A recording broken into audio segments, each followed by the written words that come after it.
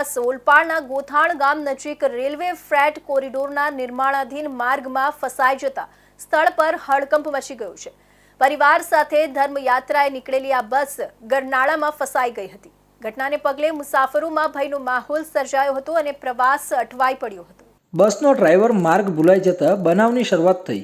દરરોજના રસ્તા બદલે બસ રેલવેના ફ્રેટ કોરિડોર અંતર્ગત ગઈકાલે આવેલા બાંધકામ ચાલતા માર્ગમાં પ્રવેશી ગઈ હતી। રસ્તો પૂરતો તૈયાર ન હોવાને કારણે જમીન નરમ હતી અને બસનું ગરનાળામાં ધસી જતા વાહન ફસાઈ ગયું।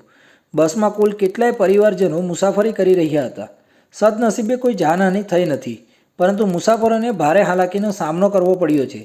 મુસાફરોને અન્ય વાહનથી આગળની યાત્રા માટે વ્યવસ્થા કરવામાં આવી રહી છે। સ્થાનિક ગ્રામજનો દ્વારા ઘટનાની જાણ તાત્કાલિક પોલીસ અને સ્થાનિક તંત્રને કરાઈ હતી।